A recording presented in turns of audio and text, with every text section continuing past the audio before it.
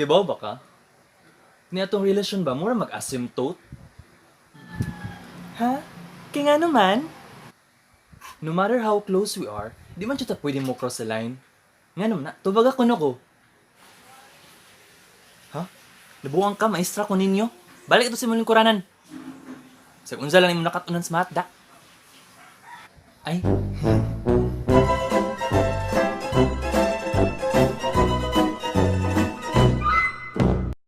If you've experienced reduced pay, job loss, or you've had to close the doors of your small business because of the impacts of coronavirus, or also known as COVID 19, you may be wondering where your next paycheck will come from. For many of us, what you have in your bank account is truly all that you have. That may be a fully stocked emergency fund with savings on top, or just enough money to make it to the next 2 weeks, or even less. In this vlog, I will explain some specific ways on how you can conserve your money, regardless of how much it is. Let's look at these 4 ways to conserve your money right now, regardless of how much it is, so that you can have peace of mind during this turbulent time. Step 1. Do the math. Instead of letting anxiety get the best of you, do the math. Based on your current expenses, how long will your emergency fund or savings last you? Take a minute now to write down your expenses per week on a spreadsheet or any piece of paper. Don't forget one either. Next, add them up. After that, compare your total expenses with how much money you have saved, along with how much money you will be receiving, if there are. The question now is, how long will your current savings last you? Once you have that time frame, whether it's 2 weeks or 2 months, let's move on to the next step. Step 2. Find ways to cut costs right now.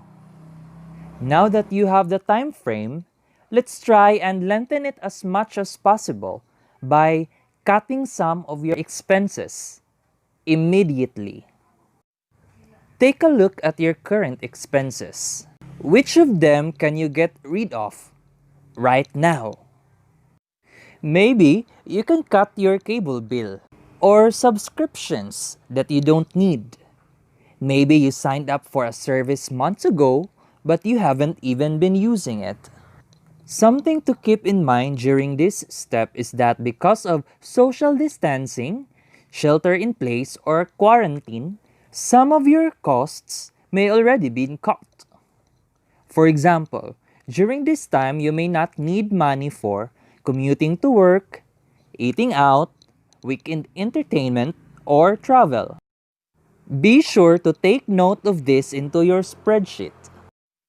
Also, as you're looking at your expenses, it is important to only spend money on the essentials. Everything else, in this current pandemic, should be cut. Essentials items may include food, water, shelter, health needs, family needs, or bills that are necessary. After you have identified which expenses need to be cut, take some time to follow through and get rid of them. After that, redo the math on your list. Now, how much money are you now going to save? And how much time does that add to your time frame? Step number 3. Negotiate your bills. Because of the crisis, many companies, such as credit businesses and mortgage lenders, are helping people who have had a reduction in their income or a job loss. For example, if you have credit card debt, most major credit card companies plan on helping customers by allowing them to skip payments, utilize lower interest rates, or avoid late fees. This won't take into effect unless you call your credit company, explain your situation, and ask how they can help you during this time. Similarly, there is mortgage relief being offered as well, such as the ability to defer payments for months or delay foreclosures. If you have been impacted by the coronavirus, call your mortgage lender and discuss how they can help you during this time. After you have negotiated your bills, incorporate the changes into your new budget and your time frame. How much are your expenses now? How much will you be saving? What is your new time frame? How long will your saved money last now? Step 4. Find ways to increase your income.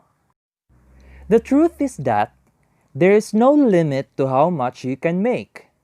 While the pandemic has limited some ways to increase your income, there are ways you can earn more. If you have the time, energy, and health, you can work a side hustle that is still allowed and safe in your city. Here are some 9 hustle options. Number 1. Join a delivery service. You can earn money on your own schedule by using services like Uber Eats or DoorDash to deliver takeout orders in your local area. Or you can start your own delivery services.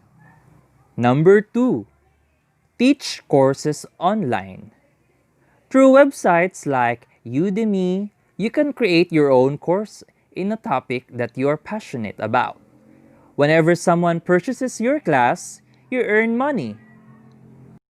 Number 3. Prepare tax returns. There are always people and companies in need of help during tax season. If you have previous experience with accounting, bookkeeping, or finance, get started by registering with your tax authority. Number 4. Write and review resumes. You can help job seekers perfect their resumes and make a side income in the process. Utilize your personal network or look for opportunities on some websites. Number 5. Use Amazon Mechanical Turk. Make money by completing tasks, including identifying objects in a photo or video, transcribing audio recordings, and more. Sign up by creating an account on Amazon.com. Number 6. Donate plasma. Donating your blood plasma will put much needed nutrients into hospital patients and much needed cash into your wallet. Begin by finding a plasma donation center in your area. Number 7. Start a blog or a vlog. By creating a vlog and filling it with rich content, you can eventually make money from advertising on the website, even while you sleep. Number 8. Deliver packages. With Amazon Flex, you can deliver Amazon packages for a side hustle income. It pays per hour and you can set your own schedule. The only requirements are that you must have a smartphone on a vehicle and you must pass a background check. Number 9. Online selling. You can make advantage of the internet since most people are now active online. You can start by selling cakes if you have skills in pastry, or you can sell your used clothes. If you can utilize one of these side hustles to increase your income, add it into your running list of expenses and savings. Now, you should have a clear picture of your finances. In summary, during this process, you have identified your income, identified expenses, and identified how long the money you currently have saved will last. Find ways to lower your expenses, negotiated critical bills, and discovered ways to increase your income. Follow these steps so that you will have peace of mind during the coronavirus crisis.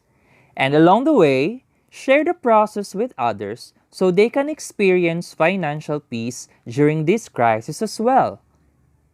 After the coronavirus pandemic ends, ensure that you prioritize your emergency fund and savings so that when a disaster strikes, you won't be left wondering when your next paycheck will arrive. Until next time, thank you!